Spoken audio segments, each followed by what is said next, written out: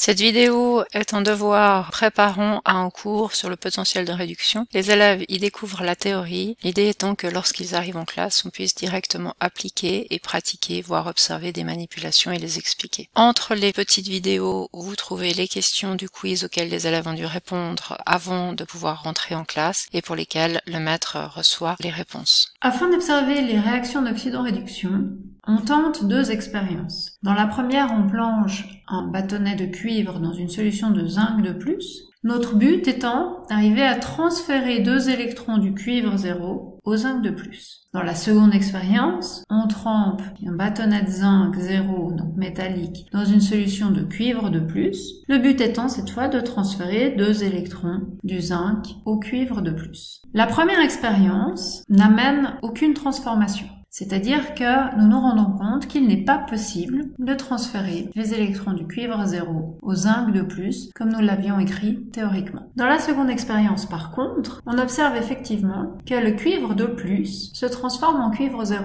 En effet, on a deux indications pour cela. La solution bleue a une coloration qui diminue, or c'est le cuivre qui donne cette coloration bleue à la solution. Et en plus, on observe apparaître sur la plaque de zinc nettement cette coloration brune qui correspond au cuivre. Nous n'avons pas à l'œil tout de suite l'information que le zinc 0 s'est transformé en zinc de plus, mais si on sort la plaque et qu'on gratte le cuivre, on arrive à se rendre compte que la plaque de zinc a légèrement diminué de taille. La deuxième équation est donc réalisable.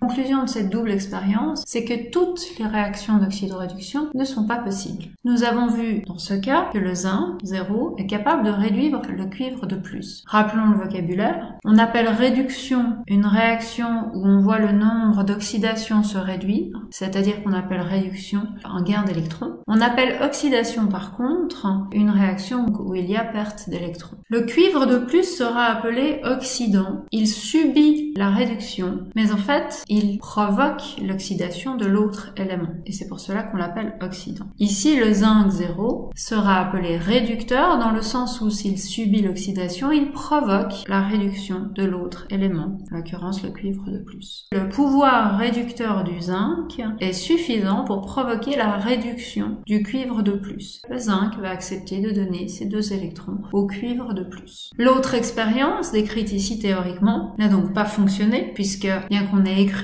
à gauche une réduction et une oxydation, dans la réalité nous n'ayons pas vu cette réduction et cette oxydation. Ce qu'on observe, c'est que le cuivre 0 n'est pas capable de réduire le zinc de plus. Le cuivre 0 n'est pas un réducteur suffisamment fort pour provoquer la réduction du zinc de plus. Le cuivre 0 ne va donc pas donner ses électrons au zinc de plus. On peut aussi le voir dans l'autre sens, c'est que le zinc de plus n'est pas assez fort pour aller piquer des électrons au cuivre 0.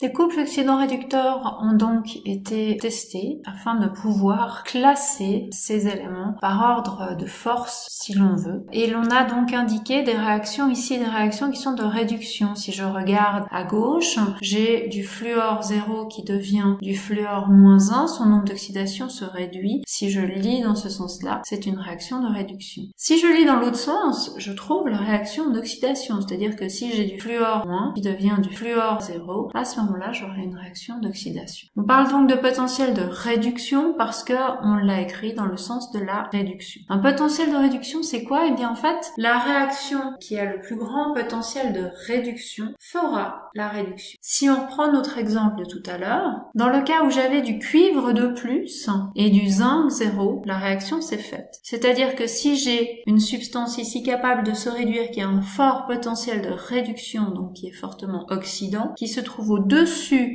d'une substance qui est fortement réducteur, c'est-à-dire qui est capable de faire une oxydation dans ce tableau, la réaction va se faire. Par contre, si j'ai en présence 2 substances dont l'une est faiblement oxydante et l'autre faiblement réductrice, à ce moment-là, la réaction ne va pas se faire. C'est-à-dire que je vais devoir observer des produits en diagonale de cette façon pour que la réaction puisse se faire, et si je prends 2 substances qui donnent une diagonale de cette façon, la réaction ne se fera pas. On a l'habitude de représenter ceci à travers un gamma. cas, on peut dessiner un gamma en montrant que le cuivre de plus va réagir avec le zinc lorsqu'on les additionne pour former du zinc de plus et du cuivre 0, qu'on peut écrire sous la forme de cette équation.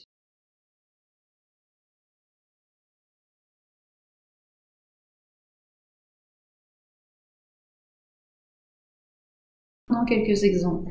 Le cuivre de plus peut-il réagir avec de l'argent métallique? Eh bien, nous allons les chercher sur notre tableau et nous nous rendons compte qu'ils sont positionnés de telle façon qu'aucune réaction ne pourra avoir lieu. En effet, nous n'avons pas quelque chose de fortement oxydant pouvant réagir avec quelque chose de fortement réducteur et donc la réaction n'aura pas lieu. L'argent métallique restera métallique, le cuivre de plus restera ce qu'il est, il n'y aura pas de réaction chimique. Si on prend par contre du cuivre de plus avec cette fois du sodium métallique, nous observons qu'ils sont positionnés correctement dans le sens où nous avons un fort oxydant et un fort réducteur et qu'ainsi une réaction d'oxydoréduction pourra bien être observée. Le cuivre de plus va réagir avec le sodium 0 pour former du sodium plus et donner du cuivre 0, selon l'équation suivante. Notons cela dit qu'il ne faut pas oublier ce qu'on a vu précédemment, c'est-à-dire que rien ne se perd, rien ne se crée, tout se transforme, et que donc ici il y a un problème, car mon cuivre de plus pour devenir du cuivre 0 a besoin de 2 électrons, alors que mon sodium 0 lorsqu'il devient du sodium plus ne perd qu'un électron. Il faudra donc que je fasse s'oxyder 2 atomes de sodium chaque fois qu'un atome de cuivre se réduira. Et donc je dois équilibrer mon équation dans ce sens, ce qui me donnera qu'un atome de cuivre de plus réagira avec 2 sodium métalliques pour former un atome de cuivre 0 et 2 ions sodium.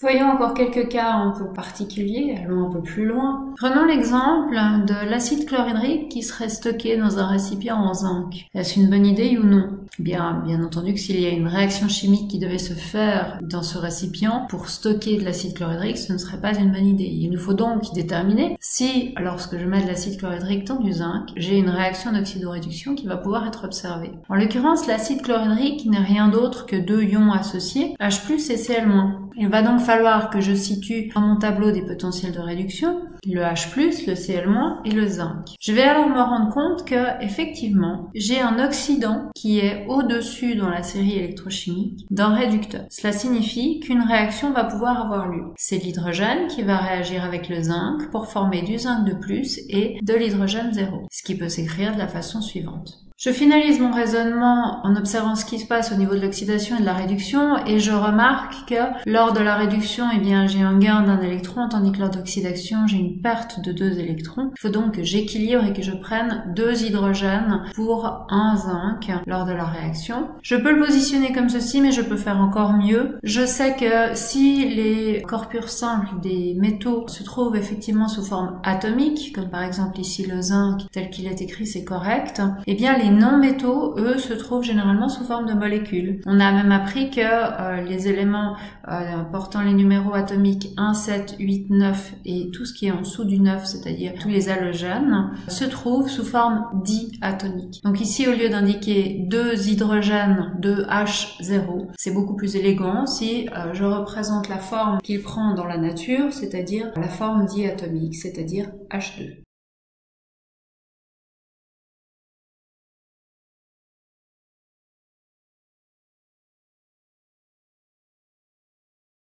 Prenons un dernier exemple, le cuivre de plus qui réagit avec le fer 0. Ça commence gentiment à devenir évident, on voit que le cuivre de plus est fortement oxydant, le fer 0 fortement réducteur. La réaction d'oxydation pourra avoir lieu, le cuivre de plus réagira avec le fer 0 pour former du fer de plus et donner du cuivre 0. Selon l'équation suivante, nous avons un échange de 2 électrons. Notons cela dit que dans cette réaction, le fer 0 s'est oxydé en fer de plus. Pourquoi ne pas imaginer que notre fer 2+, puisse encore s'oxyder en fer 0. Eh bien, on le voit dans la série électrochimique. Le cuivre de plus n'a pas suffisamment de force pour provoquer l'oxydation du fer de plus en fer 3+, alors qu'il a suffisamment de force pour provoquer la transformation du fer 0 en fer de plus. La réaction s'arrêtera donc là. Par contre, si je fais réagir de l'argent positif avec du fer 0, eh bien la première réaction qu'on va observer, c'est effectivement que l'argent va réagir avec le fer 0 pour former du fer de plus et donc de l'argent 0, donc de l'argent métallique. Selon l'équation suivante équilibrée avec 2 électrons perdus et gagnés, donc du coup 2 ions argent qui se réduisent et un atome de fer qui s'oxyde. Mais une fois qu'on aura formé des ions Fe2+, s'il reste des ions argent en solution, une seconde réaction pourra avoir lieu. Elle arrivera tardivement dans le sens où on voit ici une grande différence de potentiel, mais ça viendra quand même. L'argent plus est capable de se réduire et de provoquer l'oxydation du fer de plus en fer 3+, pour donner de l'argent 0, selon l'équation suivante.